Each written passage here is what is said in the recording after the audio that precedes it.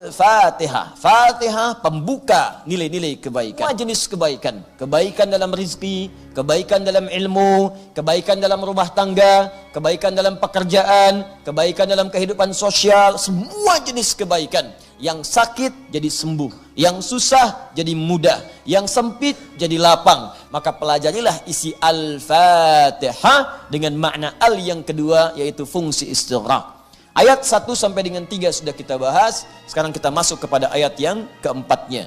Saya simpulkan dengan singkat. Pengantar pertama, jadikan semua karena Allah Subhanahu wa taala jika ingin dibuka semua jenis-jenis kebaikan dalam kehidupan kita. Itulah fungsi ba. Lakukan semua karena Allah, dan cara mengerjakan karena Allah niatkan sebagai ibadah. Karena itu menggunakan lafaz jalalah Allah yang bermakna haqqul ma'bud wa ma'budu bil haqq. Jangan sekedar bismillah tapi dipanggil salat lambat. Diminta zakat, lambat. Diminta puasa, tunda-tunda. Tidak. Kalau kita ucapkan bismillah, ingin dibuka semua jenis kebaikan, maka cepat respon semua perintah Allah sebagai bukti pengabdian kita kepada Allah Subhanahu wa taala.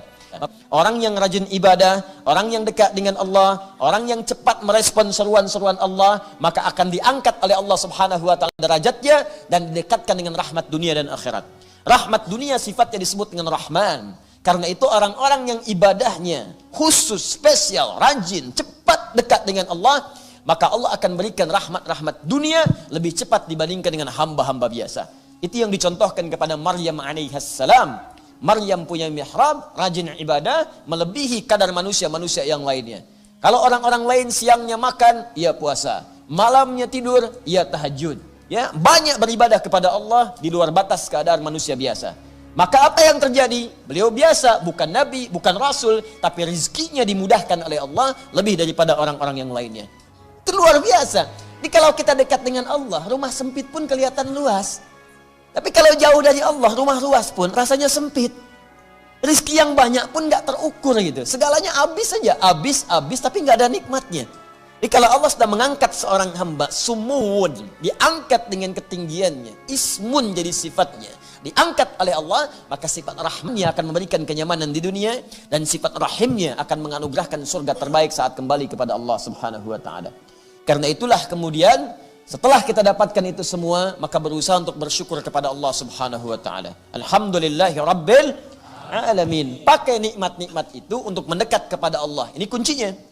Jadi kalau Allah berikan pada kita pakaian, pakai untuk mensyukuri nikmat Allah, pakai untuk nutup aurat, pakai untuk ibadah, pakai untuk salat, pakai untuk ta'lim. Allah berikan kita rizki berupa sepeda, pakai untuk mendekat kepada Allah. Cari rizki, olahraga supaya sehat, sehatnya diniatkan untuk ibadah, bukan sekedar olahraga. Jadi kalau cuma olahraga pakai sepeda, yang belum beriman pun bisa pakai sepeda untuk olahraga. Bahkan di tempat yang sama, yang membedakan apa? Niat. Pekerjaan, aktivitas disebut amal. Jamaknya disebut a'mal. Untuk membedakan amal, aktivitas kita dengan orang yang belum beriman, ada pada niatnya. Hadis riwayat Umar bin Khattab, semoga Allah meridai kepadanya. Sami'tu Rasulullah sallallahu alaihi wasallam yaqul, saya pernah mendengar Rasulullah sallallahu alaihi wasallam pernah bersabda, innamal a'malu binniyat. Sungguh semua pekerjaan itu akan dinilai berdasarkan niatnya. Badannya sehat, niatkan untuk ibadah, untuk salat duha, untuk cari nafkah, untuk baca Quran, ini yang bagus. Tapi kalau keluar sebelum subuh, udah putar, lewat salat, enggak. Ya, masjid tinggal. Nah, itu enggak ada nilainya si Allah Subhanahu wa taala. Paham sampai sini? Baik, kalau kita kerjakan yang demikian itu, maka Allah akan tambahkan nikmat-nikmat yang selanjutnya. Karena itu kalimat Rahman dan Rahim disebutkan kembali setelah Alhamdulillahi Rabbil Alamin untuk menegaskan pemberian Allah yang berlipat ketika nikmat itu disyukuri. Ya, ketika nikmat itu disyukuri. Kata Allah, saya Rabbul Alamin, saya ini pemilik semua alam. Kalian jangankan minta sedikit, minta banyak saya kasih. Gak ada yang kurang pada saya. Pemilik alam semuanya.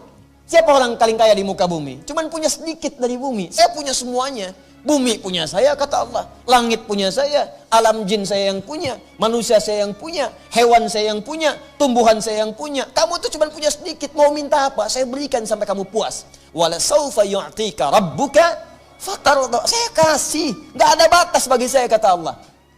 Bagaimana cara Allah melipat gandakan balasan kita? Syukur. Itu yang dimaksud Quran surah ke-14 ayat ke-7. La in syakartum la azidannakum. Kalau kamu syukur, saya tambah. Saya tambah. Rumusnya syukur. Syukur itu tadi Pakai semua nikmat untuk kepentingan mendekat kepada Allah. Harta banyak, keluarkan zakat. Yang lebihnya gunakan untuk berkhidmat kepada Allah. Sekalipun dipakai dalam urusan dunia, tapi niatkan untuk mendekat kepada Allah. Itu poinnya.